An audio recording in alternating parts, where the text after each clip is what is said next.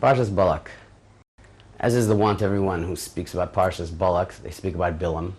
I will not digress from the minhag. It's part of Bolok's own Mistama. Be that as it may, in the limited amount of time that we have available to us, let's discuss a particular ha'ara. Parshas Bilam confronts us with a very fundamental conflict, not just a conflict for him, but a conflict that remains throughout the Doros. The interrelationship between the world of the cognitive, the mind, the seichel, and the world of the midos, the heart, the way a person conducts and carries himself. On the one hand, we know that Bilam was an individual of nevuah that's compared to Moshe Rabbeinu's nevuah. Bilam is a person who, upon the Maharal, says that his brachos in some ways surpassed the brachos that Moshe Rabbeinu and Yaakov Avinu gave to Bnei Yisrael. Of course, that's because he was speaking from the outside and they were speaking from the inside, which is a topic unto itself, but nonetheless an incredibly rare capacity that was his. The Mishnah in Sanhedrin says that Bilam has no chelik in olam haba. Why would we think that he'd have a chelik in olam haba? He's certainly not one of the chasidei umos ha'olam. He's certainly one of the righteous Gentiles.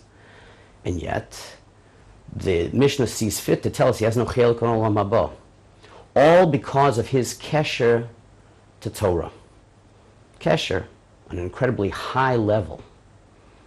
Not only that, but we learned this year in Sefer Eov that according to one day in the Medrash, Elihu, who was the only of Eov's friends, was able to refute him, not allowing any further debate. The only one, this Elihu, according to Chazal, in one explanation, is actually Bilam. How can that be? On the other hand, we know that his midos are below kol bikoret, as they say. But we know from Maseches Avos that there's another aspect about Bilam's affect, his conduct. In Avos, we learn that there are two Batei Medrash in the world. There's the Beis Medrash of Avram Avinu. His Talmidim have Ayin Tova, Ruach Shvala, Nefesh Shvala, Ruach, and Nemucha. And then there are, on the other hand, those Talmidim of the Beis Medrash of Bilam Harasha. Ayin Ra, Ruach Gvoa, Nefesh Rechava. Two different worlds. The world of a God-centric universe and the world of an egocentric universe. Kanir'eh, what we see over here in this fascinating interplay between the world of the cognitive, the world of the intellect, and the world of midos, the world of conduct, the world of the way a person carries himself, is that unless the Torah that a person learns is filtered through the Beis Medrash of Avram Avinu, then, God forbid, it might be filtered through the Beis Medrash of Bilam Harasha.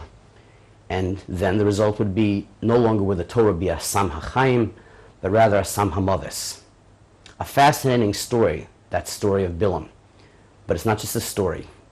It is a challenge to us. What sort of Torah will we learn? Will it be together with those midos of Avram? Or God forbid in the other direction? Our prayer always is that we will learn the Beis Medrash of Avram Avinu.